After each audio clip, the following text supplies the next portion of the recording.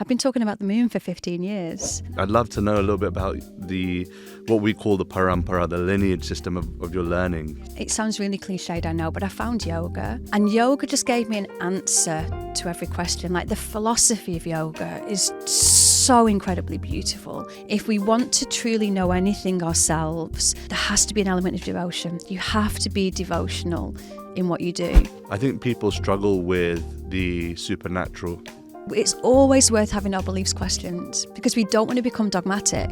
It helps then almost hold a mirror up and to check the foundations of my beliefs are stable, because our beliefs change and they're allowed to. We need more mavericks. We need more people following their own truth, their own destiny, their own purpose. That's what's going to start to shift. Before we jump into this episode, I'd love to invite you to join this candid spiritual community to hear more conversations that will help you become happier, healthier, and more healed. All I want you to do is click on that subscribe button because I love your support. I love seeing all the comments pouring through, all the love pouring through, and we're just getting started. I can't wait to go on this journey with you, whether you're a spiritual seeker or you're just curious about the topic. And we really hope that our conversations will provide you food for thought and inspiration for your own spiritual journey. So join us for honest, candid discussions about spirituality for soul's sake. For soul's sake, for soul's sake. Hello and welcome to another episode of For Soul's Sake, a conversation, a podcast in which I bring to you the best in wellness, the best in all things spiritual, the best in all things transformation. And today I'm joined by an incredible guest, one which I've been excited to have a conversation with for many, many months now. The one, the only, Kirsty Gallagher. Kirsty is a moon mentor. I want to know what that is in a moment. Soul alignment and spiritual coach. She's a best-selling author. If you haven't checked out her book, please go on Amazon right now and just type in Kirsty Gallagher. Purchase everything you see there. Everything you see. And let us know what you think about it. Drop some comments below on, if you've read Kirsty's book, then give us a little synopsis on what you found was powerful. What I really value about Kirsty, though, is that she takes ancient, amazing spiritual concepts and makes them modern. And so today we're going to go into all things astrology, astronomy, the moon, the inner goddess. We're going to talk about all things about, I don't know, let's just see where it goes. Exactly. I have a feeling this is going to be an interesting conversation. Stay with us. Thank you so much for joining us. We've been waiting for this for so long, haven't we? I know. We really have. It's so Thank exciting you. that we're here. Thank Thank you. you. Thank you for having me. You just came back from Bali. I did. Tell us a little bit about that time. Was it just a little time away, a little break? It was supposed to be. So my last book just came out. My next book is due by August, September. And You're on it. I know. And so this book, the latest book that came out, I'd done a tour with it and a lot of press and promotion. So it was kind of like, let me go away somewhere, start to write the next book, but equally have a little bit of downtime. But then I got there and I don't think I'd realised how kind of drained I was emotionally, spiritually, mentally, physically. So I actually took an awful lot of time out there and just got into a really beautiful rhythm of, I suppose, practicing what I preach, that I'm always telling people to listen to your body and to put yourself first and take time for self-care. So quite kind of soon into the trip, I was just like, do you know what, I need to just take care of myself here. And then when the writing came, it flowed so much better. So I'd mark out an hour or so in the morning where I'd just get in flow, and then I was going to 2-3 yoga classes a day, meditation, laying in the sun, sleeping for hours. I'm feeling well, Jo, now. It was everything that I needed. It was incredible. It really was. And you've kind of, in one sense, I remember seeing you starting to present, and I saw that, oh yeah, there's Kirsty, she's doing something, and all of a sudden it just exploded into I don't know how to describe it. Just everyone seems to be talking about you, and everyone seems to be reading your books, being connected with you.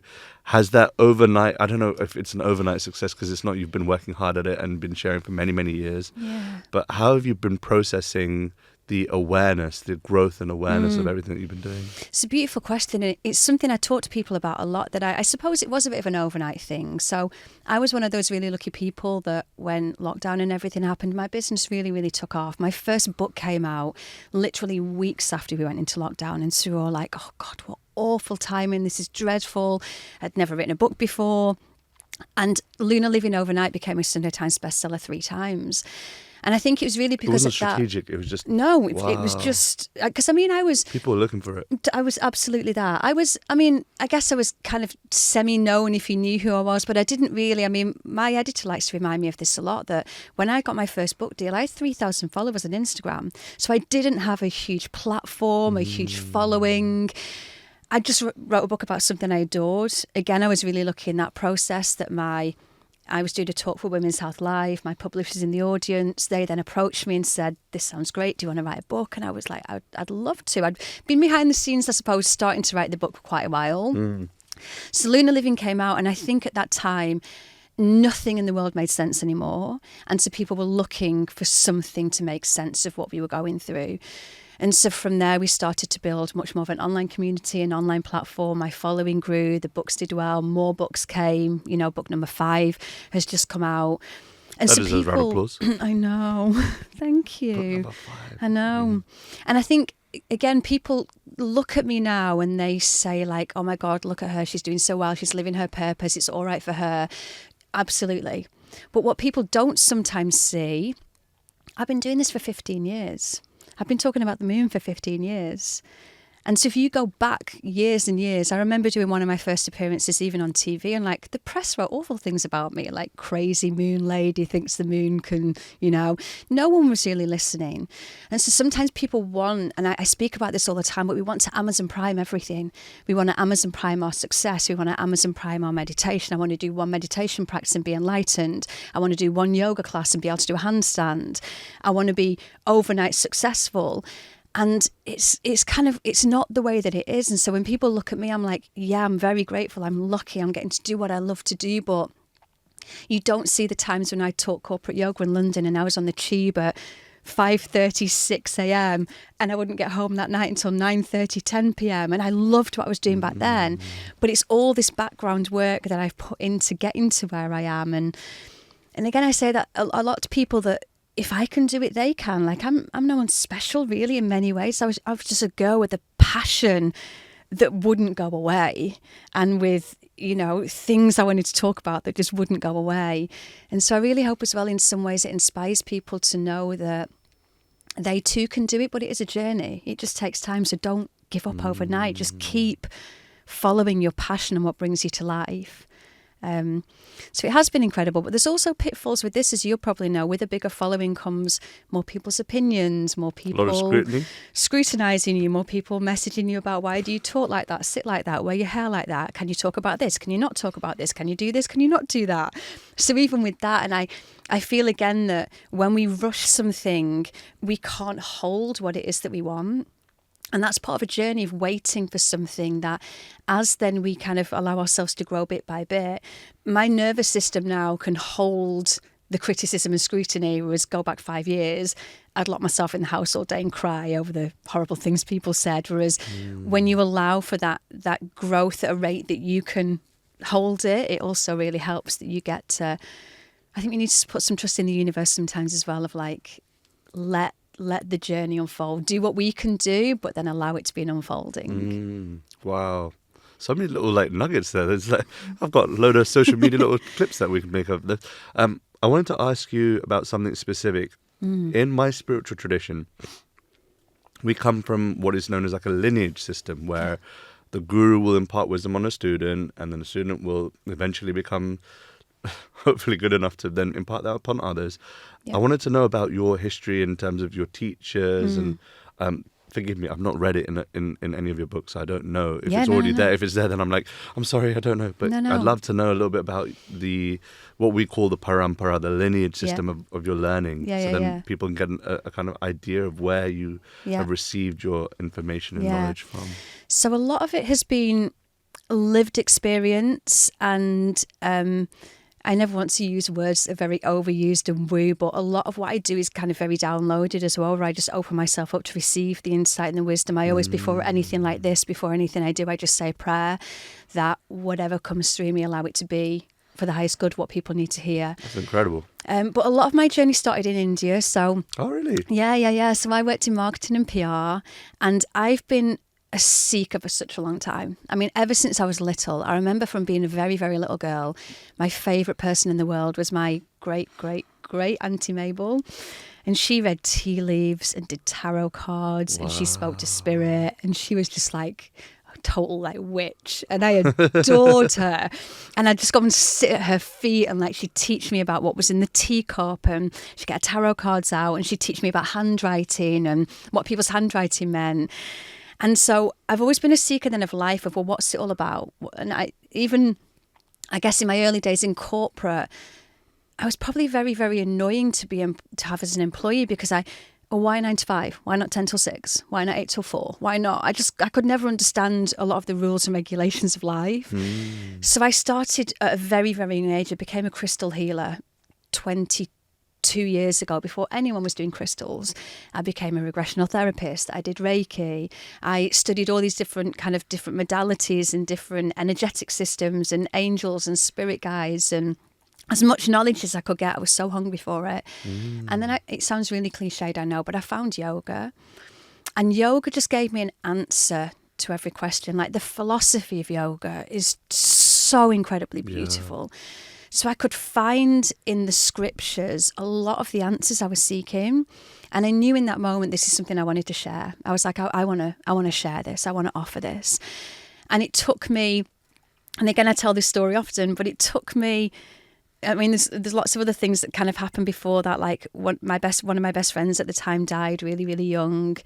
And I remember she had an open casket at her funeral, and going to a funeral, and when we buried her, just thinking, that could be me. And all of a sudden, all those things that you worried about, that even the world tells you, well, you've got to go to college, and then you've got to go to uni, you've got to get good grades, and you've got to get a job, and you've got to work your way up. I was like, but that could be me, and I want to live. I really want to live. So that was when I decided then I wanted to go to India and be a yoga teacher, because I didn't want to learn from a Western person who learned from a Western person who learned from. There's nothing wrong in that, but I wanted to go to exactly the source of where it came from. I wanted to learn in the traditional way. And it took me about 2.5 years from deciding that. And I used to sit in the toilet of my corporate job. I'd go and lock myself, and I can still visualize the cubicle, everything about it. And I would cry my eyes out, like, you know, that guttural crying. And I'd say to the universe, you're so unfair. Why aren't you helping me go to India? You're so mean to me. But I realize now that had I gone to India a year, 6 months, 2 years, I wouldn't be sat here now with you. I wasn't ready. Wow. There were lessons I needed to learn. There were ways I needed to grow. Back to what we mentioned before, I wasn't ready. The universe knew. I just was not ready. And so then by the time I went, I lived out in India for a year, and I travelled around a little bit first and studied yoga. And then I spent about 6 months with my teacher. And I wanted to go right to the source. I wanted to sleep and eat and bleed and sweat yoga. Wow.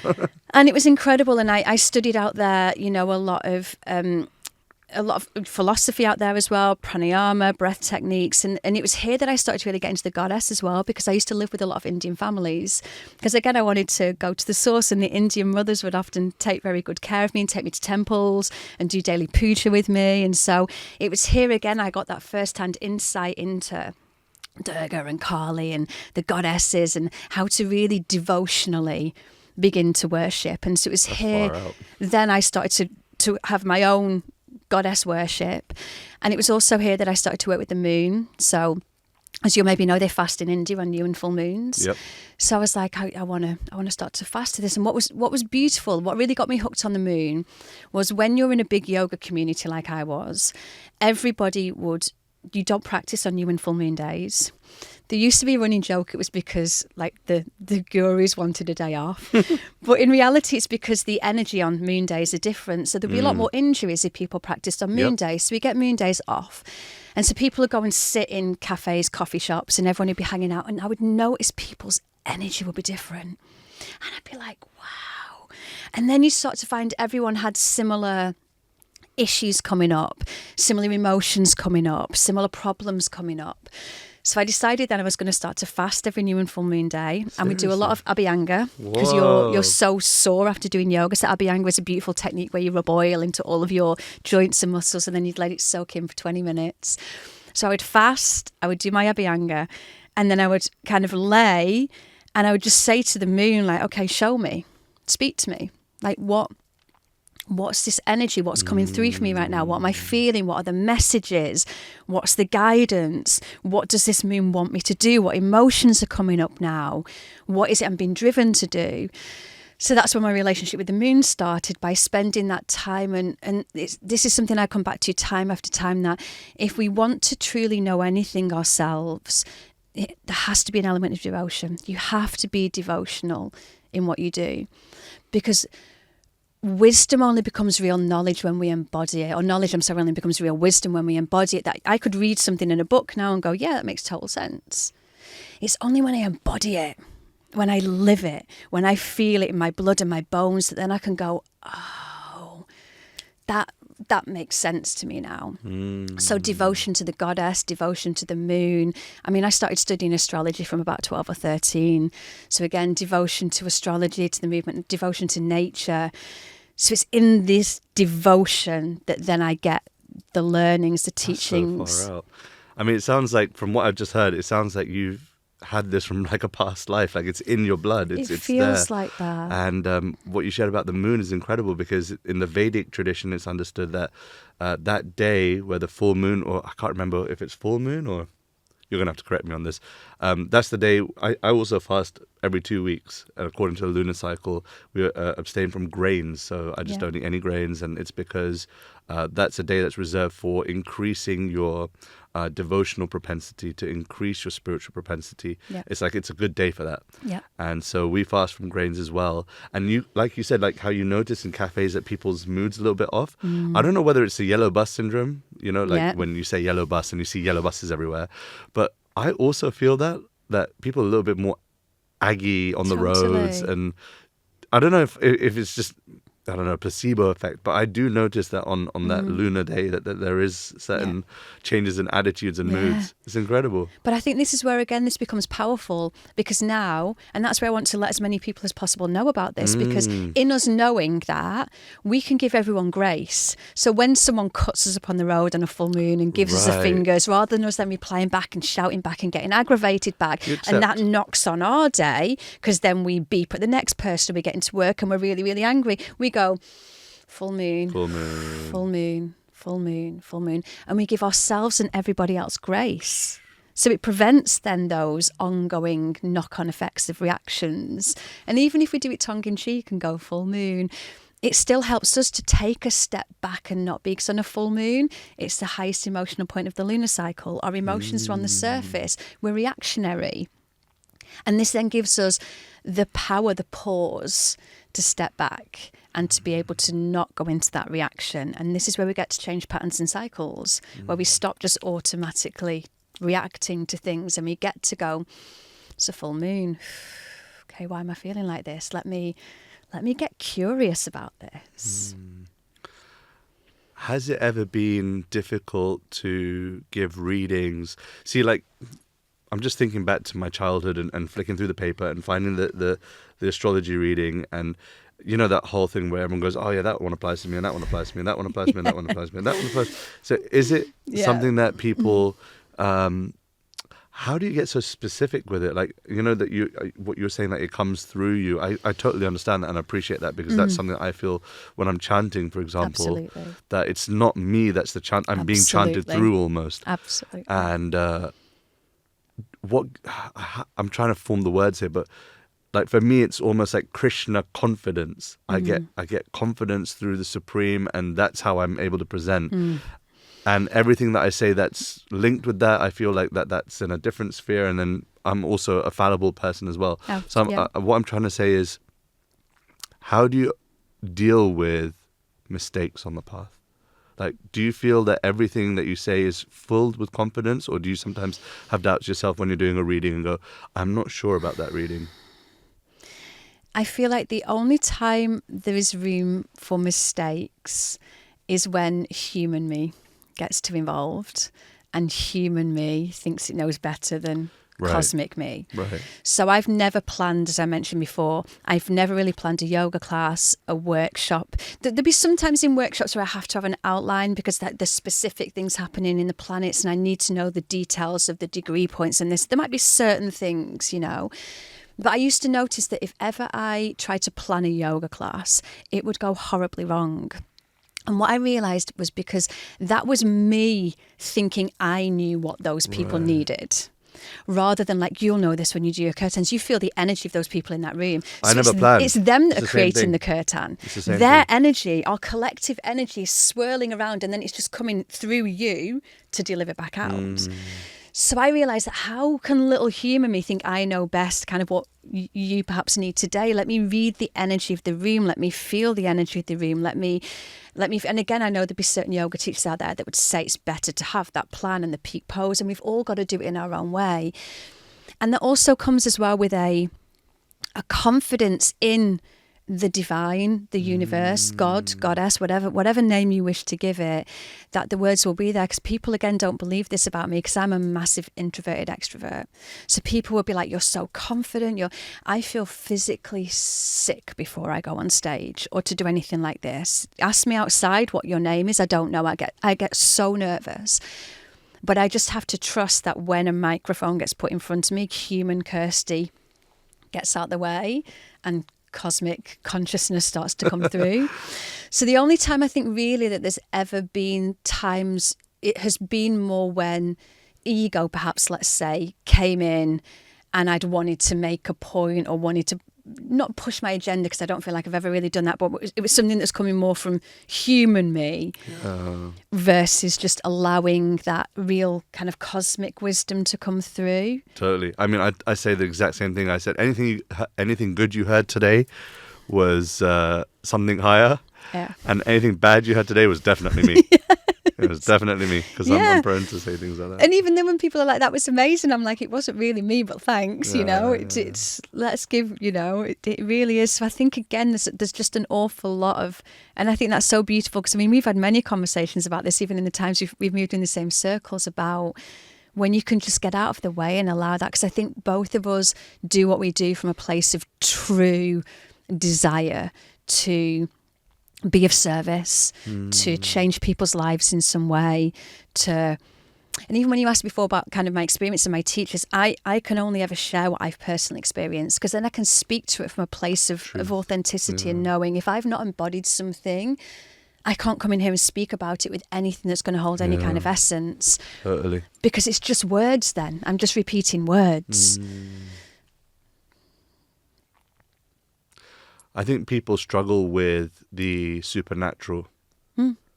And one thing that I've always tried to be is accessible and relevant. And in the beginning, in the introduction, I shared that you really take this ancient practice and make it accessible and relevant. How do you deal with, I don't want to say haters, but people that are naysayers towards spirituality? Is it best to avoid them?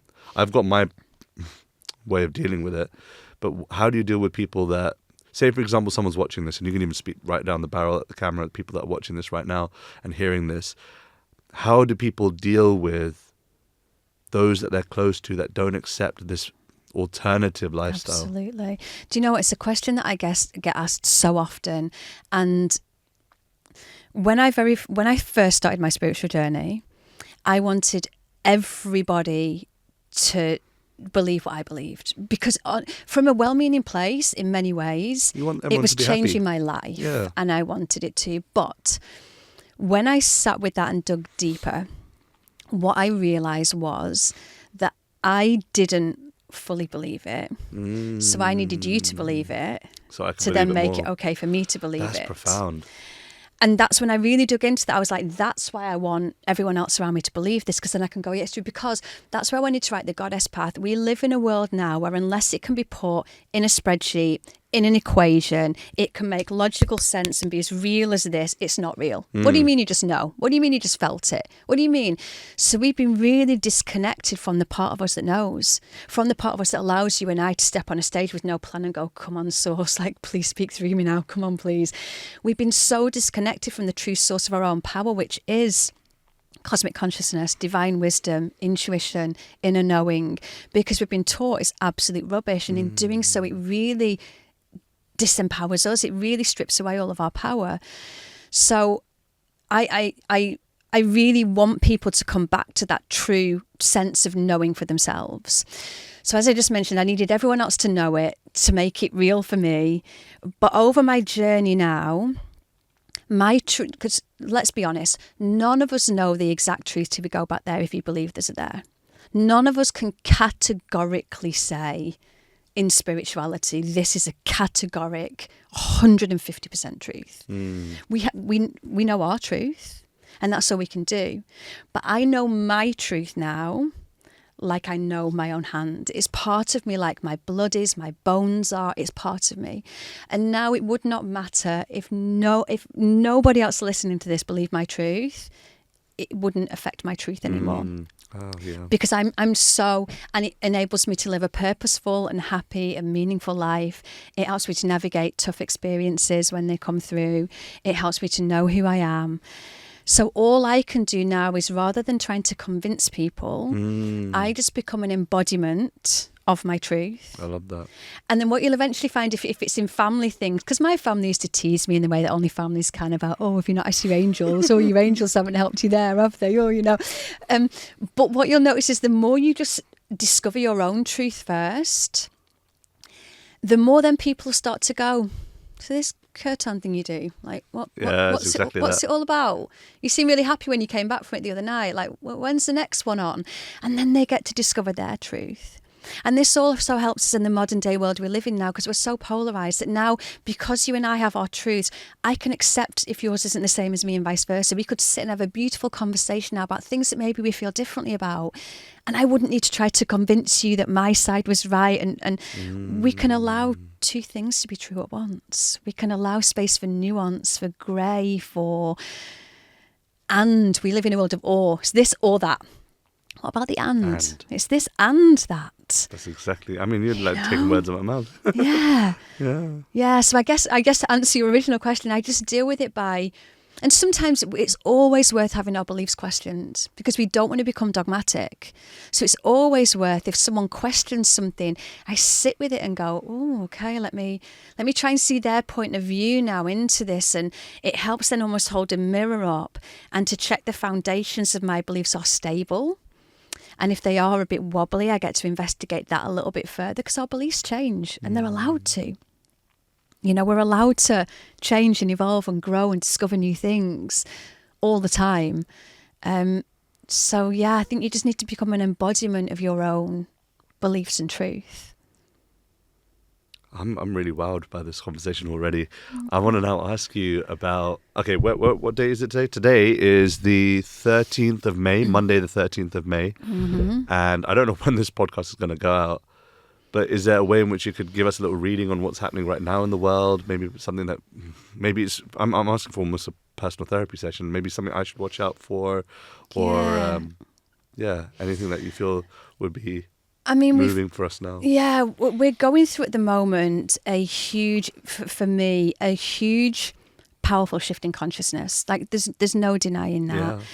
And when we begin to look at things like astrology, what it gives us is it starts to give us kind of a guideline, a framework, something to work with. It's not, some people, I mean, there's pop astrology, like you mentioned before, where, you know, in the paper it'll go, if you're a Leo, this is going to happen today. And it's kind of like, okay. It's cute. You know. And then there's also sometimes a bit of fear-mongering that comes with astrology, of like, oh, it's Mercury retrograde, our whole lives are going to fall apart, watch out. The planets don't do anything to us, and again, if we start giving our power away to anything outside of us, we've already lost. That's you know, really informative. Yeah. So what the planets do is they give us, it's almost like a map where it's like, hey, maybe turn left here instead of right. Hey, there's something a little bit rocky and bumpy here. Make sure you're prepared to be able to navigate this in a reasonable way. Yeah. Just watch yourself here. Take a moment here. Don't rush here. So it gives us this beautiful framework. And what we've been able to see happen, even if we take over the last kind of 4 or 5 years that we've been through, we've been able to chart it all through astrology, which has been really, really powerful. I've been able to see. So what we're going through at the moment that kind of might help and doesn't have so much a time date stamp on it is Pluto has just shifted into Aquarius. So Pluto has got a 248-year orbit. Pluto will spend about 20 years in every sign.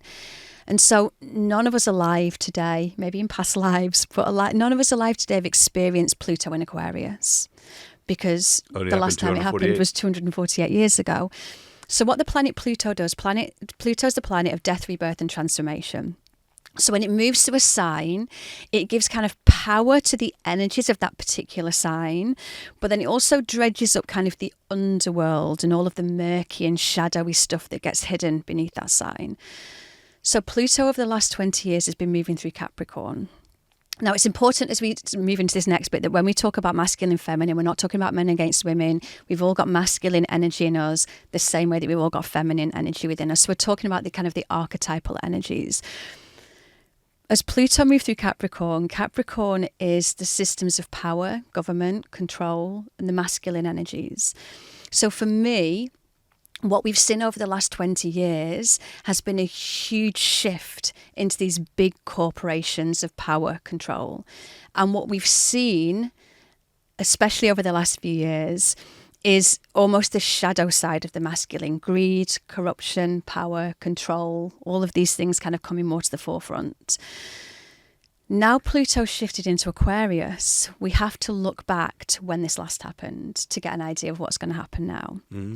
The last time this happened, we had the Industrial Revolution, the French Revolution, the American Getting Revolution. chills down my spine. So we had all these times where the power shifted to the people.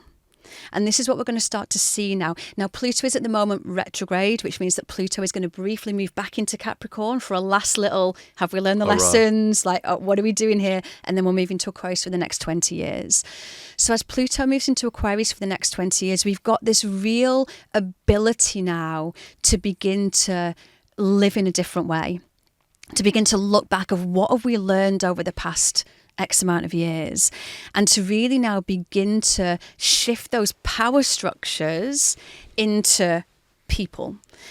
And this is down to each one of us now beginning to take back our own power, our own inner authority. And this is really being highlighted at the moment by the North Node. So the lunar nodes are in our own birth chart and collectively. The South Node is our past lives, what we brought into this lifetime with us. It's where we're comfortable. It's what we already know. The North Node is our future collective destiny, our personal collective destiny in our chart. But to get to our North Node makes us feel uncomfortable, it stretches us, it expands us. It's a bit like, oh, this doesn't feel good. So then we tend to shrink back into that South Node energy. So when the lunar node shifted last July into Aries North Node and Libra South Node, what this is asking us to do, and we've got this nodal aspect till January next year, is to follow that Aries North Node. And with that being in Aries, this is now about becoming the trailblazer, being the leader in your own life, being the maverick, creating something new, doing something different and being the one that goes first. Now, a lot of people at the time this happened got really upset because they're like, well, the South Node is what we're leaving behind. The South Node's Libra. Does that mean we're leaving behind community and connections and being together? No. What it means is that we're leaving behind shrinking into the crowd so that we start to step up and do things in a new way. Then everyone goes, that's not the way it's done. And we go, okay, yeah, I'll just shrink back into behaving, into towing the line. We need more mavericks. We need more people following their own truth, their own destiny, their own purpose. That's what's going to start to shift.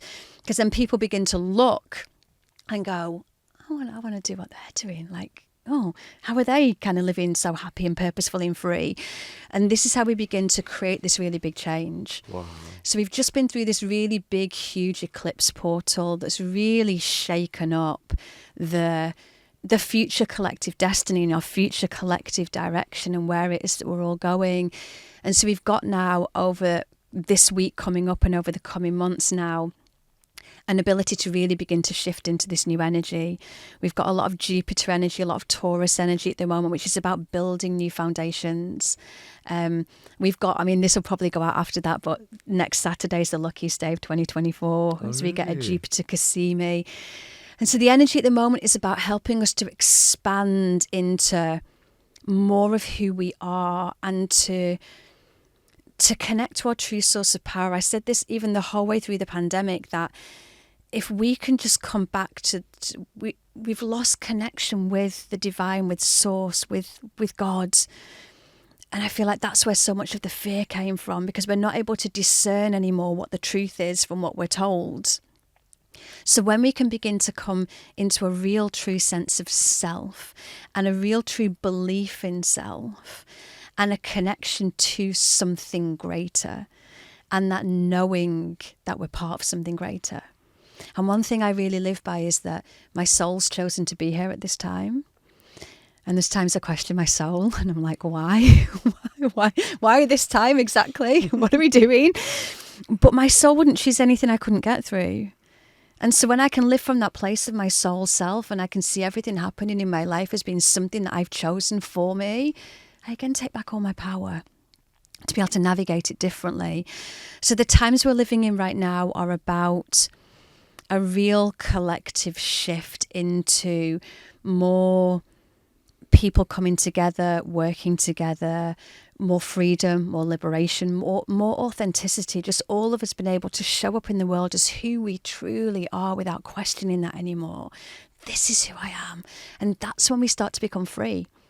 When we're still slaved to this is how you should look, this is what makeup you should wear, this is what your body should look like, this is what your eyelashes should look like, we're trapped. As soon as you can find that acceptance for all of you, even the shadows, even the dark parts, you're free. You're free. Can I tell you something in all honesty? I didn't read any of your literature before this podcast. And I didn't do too much research because I really wanted to intuitively feel whether I could see and understand authentically your spiritual vision through my life experience as well. Like basically I was trying to suss you out a little bit. Love that. And I'm actually genuinely a little bit like struck that you've got so much depth. Thank you. And see, the thing is that everything you said, I've not spoken that much in this podcast, and it's because a lot of what you've said scripturally, according to the Vedic scriptures and according to my belief system, it so much connects. It does. Like a lot of what you said, Yep. I'm like, holy crap, like I don't need to say anything here. Like a lot of it is going to be Yep. so transformationally true for people. Yep. And so I just want to thank you. I've never done this on the podcast before because Thank you. even you can ask the camera guy before you walked in. I was like, I'm gonna push some buttons here just to see, and I've had to kind of sit back and go, no, I think she's the real deal. I think there's something that you hold in your heart that's driven by service to help and uplift people. Totally. That you have a desire to bring people back to source, which is like that's my dream as well. And yes, your language is different, the way we speak is different, but everything you're saying, I'm like, holy crap! Like I've so much agree with that. That's exactly my belief system. And so even with the reading, I was like, oh, maybe she'll give like a Sunday Times reading about But everything you said was just. That's so much true about what's written in the Bhavishya Puran about the years that will follow. Everything is so much, according to my understanding of spirituality, so much true. And so, I guess I want to say, sincerely, thank you. I really mean it, and I'm happy we did this podcast. I'm really, really happy about it. Me too. Can we do a little quick? It's quick fire, but it's not like what you get on the radio and stuff. It's a little bit like medium fire. You into it? Let's go for it. All right, I'm going to pull up the questions. Bear with me. Genuinely so moved. Thank you. And I think that's when we do realise, though, that it's coming from somewhere other than me. Because nothing anymore really is new information. No. And when we do take it all back, everything that people talk about in the modern day world has all come from a deep ancient source that we're just tapping back into. Yeah. It's not new discoveries. We're just tapping back into what's been there for lifetimes and lifetimes in the ancient, and we put it in different ways because people are going to hear me speak and go, yeah, don't get her, don't go. They'll hear you say it and go, oh, makes sense to me now. And that's why we just need these different voices to bring the same wisdom source back to earth at the time it's so desperately needed. Yeah, like people often ask me about conversion and, is your thing to convert everyone to be the way that you are? I'm like, there's nothing to convert to. No. Because innately we're all from source, and it's just your language might be different, but ultimately truth will find its way in different languages. Like in different, you can't stop it from from coming out at some point or another. And so, yeah, I think I'm into having different voices, different looks of people speaking different styles of truth, but I'm into that. I think that makes sense. Yeah. Because, the house of truth may have different rooms, and that's okay. Yeah. So long as everyone finds a room in which they can sit in comfortably. Yeah. You know? Beautiful. All right, let's do this. Let's do it. At the same time, it's medium fire, you know? Okay. It's not like you have to come up with... What's something that you're curious about right now in your life? Oh, what am I curious about right now? I've got to be honest, my next level of service.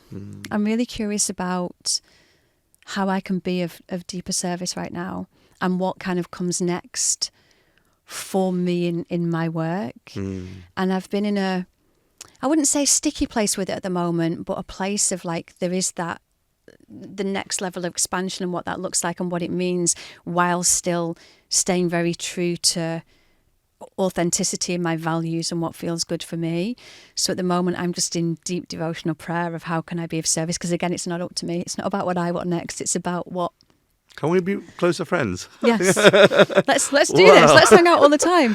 Wow. So that's what I'm amazing. curious about now, about what the universe has in store. How can I be of greater service? That's exactly where I'm at right now as well. Yeah. I'm thinking about that deeply. Because it's the balance of like being out there and sharing what you've currently got in your capacity to share. But then one who has a heart filled with joy and filled with connection, filled with meaning it's filling, or you have some level of that connection. You want to be able to explore how that expands and how that manifests in different ways as well. So yeah, we should talk about that. That's really cool. Yes. What's something that you're personally working through at the moment? I think the same thing of the what's next, the next level of expansion and what that learned. And I think the next level of growth for me personally, like I feel a deep yearning at the moment to, I guess, dive a bit deeper into perhaps a study of something or expand my own, challenge my own belief system even, to allow something new to come in or to drop in.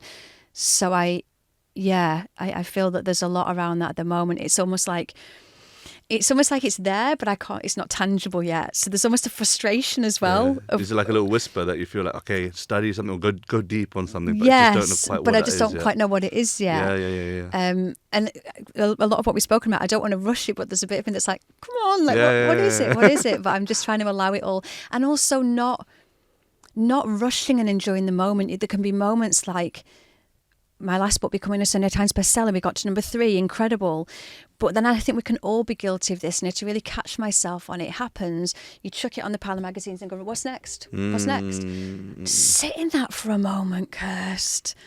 Sit in that for a moment, you know, and really take that in. And I think, again, as humans, that masculine trait, well, what's next? What's next? What's next? What's the next level? What's the next success? What's the next thing? Keep going, keep going.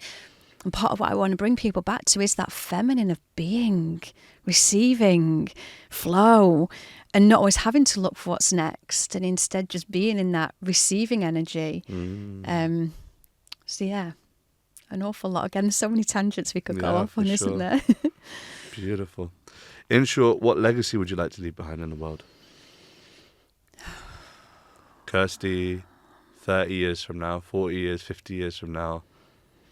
I would just love, what my biggest passion is to really help people to discover who they truly are. And I've recently started a year-long mystery school. And I said to all like a mystery school, like a feminine mystery school, where I'm taking a group of women, we're calling it a coven. We're all getting together a couple of times a month.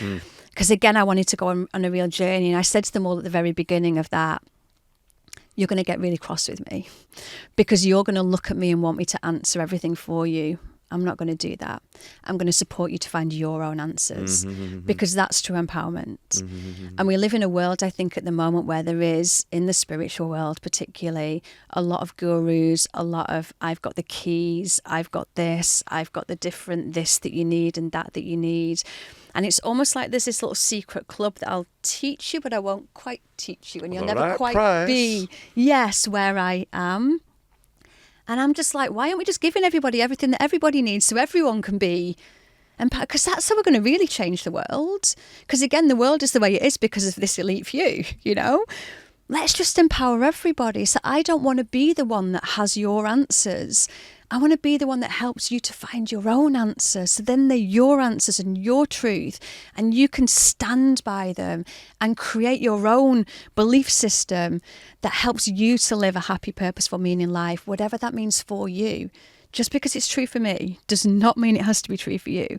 And that's again when we get into this very, very murky kind of water. So I would love to just feel like I have inspired, helped, I could get really emotional. Help people just to know. And when I say know themselves, I mean the truth of who we are, like the deep truth that we are a soul having a human experience. Like we're all made of stardust, and that is actually scientific fact. It's not just woo thing I've made up. We are made of stardust, and I think that's why when we look at a sky full of stars and the moon, and we go like, it reminds us of that infinite, expansive, all-knowing energy we came from. I found it so beautiful that we got to see the Northern Lights the other night, because I just think, again, there's something in the shift of consciousness that's happening at the moment, that when you've seen a miracle like that, you remember. A part of you remembers. Because again, we live in a world that wants to make you forget, that wants to strip away your power, and that wants to tell you the only way you're going to have it is to buy these clothes, have this car, have this material thing, and a world that's grabbing our attention. Over here, no, over here, over here, over here. So we live constantly outside of ourselves. A friend called me on it the other day and said, you're doing so well, but you never spend any money. And I was like, but I don't, what do I need? Like, what I really need is my feet on the bare earth. And I go out and walk every morning. The light in the trees at the moment, the green is like it's illuminous green. It's like it doesn't come from this world. That's what I need. I need connections where I can sit with someone and have a conversation where I'm like, we're going beneath the surface level here, and everything in me is like, whoa, that's what I need, you know? I've realised I've gone off on a tangent from your question. That's totally cool. It was I want people mystical. to know themselves. Not what we want them to be. No, because I don't know. I know what's true for me, but I want you to be able to have your truth and to be able to hold it in such a way that we can sit opposite each other with different truths and go, wow, that's beautiful. Yeah. That's beautiful. Yeah. I mean, you spoke about it earlier, but even like this thing about bringing people to my God, or like, why should it be this or this? You know, why should it has to be my version of divinity or your version of divinity? Why can't it be this and this? And so, yeah, I think that there's a space in the spiritual spheres about accepting people for who they are and who they could potentially be in their connection to the divine supreme, and being happy for them in that connection, whether they have it by this name or that name, this tradition, that tradition, this practice, that practice, you know. Anyway, question number 4: something you used to deeply value, but don't value as much anymore. You've already got something. What did I use to? I thought you had something straight then. Oh, really? Yeah. Come on, what were you going to give me? I don't know. I thought you were going to say something straight off the bat. I'm trying. I think that my values have been quite similar for quite a long time now, because one of my main values, which won't be a surprise, is freedom. And I think I've always had that back in the days when I used to like walk around the office barefoot, and because I just didn't want to wear shoes. And so I think that things like that have stayed with me, but what freedom means to me has changed. That perhaps it doesn't necessarily, I think back then it was more of a rebellious freedom, where I would purposefully rebel to get more freedom. Now it's a quieter, softer freedom, because I found that. So it doesn't need to be as outspoken, which goes back to what we said before. Back then, my beliefs would have to be more outspoken because I wanted everybody else to believe what I was believing. Whereas now everything about what I do can be softer because I just want to be an example, I guess, rather than it doesn't need to be, because that doesn't bring anybody in either, you know? Yeah. The best way to kind of bring people into the way that you feel is to live how you feel. And people will be attracted by that. Absolutely. And then just let people discover it themselves. Because again, we can't change anybody unless they actually really genuinely want to. We can offer everything, but we Bring can't. The horse to the water, can't make a drink. We can't do it for them. And the more you try, the more deeply kind frustrating that becomes. I'm going to really feel into that though after this. That's left me with something I really want to feel into more about what I used to value and don't so much anymore. Yeah, it brings about, when we're thinking, when I first heard that question and thought about it, I was thinking about, how life has changed. It kind of made me rewind how life was perhaps 10 years before where I'm sitting right now, and all the things that I was aspiring for and pushing for. And now when I look back, I'm like, wasn't any need for all of that. Absolutely. So it's a good reflective question. It makes people rewind and a year previous to this conversation or 10 years from now. I guess the only other thing that really springs to mind, even as you're talking, is kind of that, which is something that we all have, that need for external validation. Yeah, of course. Which I think is something that we've all had. But I think I need that less, because again, I've really been sitting with at the moment, what does success mean for me? Because we have, again, this very masculine version of success, of what success should look like. And we see it again an awful lot, I think, in the coaching world of 10K months and 100K this and and earning this, and that's what success means. It's but does it? Does success not mean that you can go and walk in the woods for an hour and a half every morning and only start work at 11 a.m? Yeah. Is that success? Is success being able to go for a coffee with your best friend in the afternoon because you're not what does that mean? So I think at one point maybe it was, because again, you get the bestsellers list and they're wonderful and I'm so grateful, but then you get it. And I say this all the time when a book comes out, that then there's a really anticlimactic moment where you're oh, got a book in the world now, and I'm still sat in my living room at home. Still me in this body, in this form. Yeah. And I think again, we all have that, and whatever success means for you, that I might look to other people and think, wow. And even on this, I speak about emotions a lot because we're so afraid of our emotions. But when we look at things like envy, it's a beautiful emotion, because you're only ever really going to be envious of somebody that is doing what you know you're capable of doing, but you're not doing. So even when I look at other people... in the same field, you're never envious of someone that's in a completely different field. No, we're not going to be envious of a brain surgeon, because I'm never going to be one. Whereas if I look at someone else who's perhaps been a bit braver than me right now, or has knocked on... I might knock on the door once, and if it doesn't open, I don't knock again. There might be other people that have gone and knocked 6-7 times and the door opens, and I'm like, damn it, that door's open. It's because I only knocked once. They knocked 6 more times, you know? I was thinking about this on the weekend. Someone was asking me about something similar, and I said that each of us is a different window size that we're currently trying to jump through. Yes. So, for example, we might have a dream to be someone else on the other side of the window. And right now, according to our karma, according to our current situation, our current lifestyle, current desires, the things of the past that are catching up with us now, the window is a different size. Yeah. And so we can't compare each other because different people have different size windows that they have to jump through. But the fact is that at different points, we're going to have to make a leap towards that. Or even instead of always thinking about jumping right now, maybe you need to wait and just take one step towards jumping, and waiting and just being, okay, wait. When's the optimal time for me to jump through that window?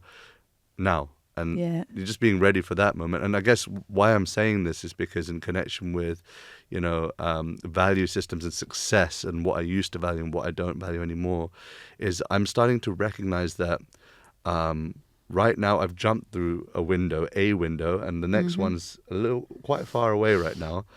And right now I'm in a place where I'm relevant and I can speak the language of the people and the time in one sense right now. Yeah. But there's going to come a time where I'm not going to be able to do where I am right now. And the thing that I'm starting to lose value for is always being relevant. Interesting. Because there's going to come a time where I'm only going to be able to speak to people who are the same age plus or minus 10 years to me, and the language is going to change, and the next generation is going to hand over. Well, I'm going to have to hand the baton over at some point, and that's okay. And recognizing that at that point in the next window, it might be looking after people in a more pastoral way as opposed to an expansive way. Because we all notice it as you know, we get older, teachers get older in the world. They hold a certain type of community of students, people that they currently nurture and care for. And being ready and accepting that my window, I've jumped through this current one, what's the next one that's a little bit further away, and accepting and doing it with grace. And I don't know why I'm sharing this all of a sudden, but I feel natural to share it right now in this space, right here and now. So it's something I'm thinking about, letting go of jumping through the accessibility window. Because, okay, I feel like I'm accessible right now, but maybe in the future I won't be anymore. Yeah. But it also gives me great hope that I sometimes look at even astrology teachers, and there's a couple of wonderful astrology teachers who are now in their 70s, 80s. And I get to look at them and go, I want to be her when I grow up. Right. You know, because they've got a wisdom. I remember when I first started teaching yoga, there was another teacher kind of in my local area who I think felt I'd stepped on her toes, and maybe I was a bit young and a bit more confident back then. Sure. And she held this, she then started, I think, to shift her messaging around how she'd been teaching for 15 years. And that there's a truth to that she had 15 years more experience than me, you know. And then I remember when I got to the stage where, I mean, I've been teaching yoga now for 17 years. So there does come with that. So then you see the newcomers coming in. But we have a level of wisdom and embodiment that can only come sometimes with age. And that, so it does, even now, I say I'm new to astrology. I've been studying astrology since I was like 12, but it's never ending. So I look at these other astrology teachers who are decades and decades older than me, and I'm like, I want to be her when I grow up. There's still always... If you want a new idea, read some really old books. Yeah. Because the truth is, like, there's someone that's already discovered it. Totally. And so it's just, maybe we put our own twang on it, we put our own style on it, and that's okay. But I guess one day when I get to the maturity, the fruition of that maturity, I might be like, it's already been done. You know, like, well, I just got the credit. Like Sri Chaitanya, who's this great saint who 500 years ago, he had this potency to be able to chant like unbelievable. Like, it's described in scripture that when he chanted, even animals would dance. Like, it's incredible stuff. And you know, there's questions that fly around like, okay, if he had all this potency, had all this strength and shakti, then why didn't he just share it to the whole world?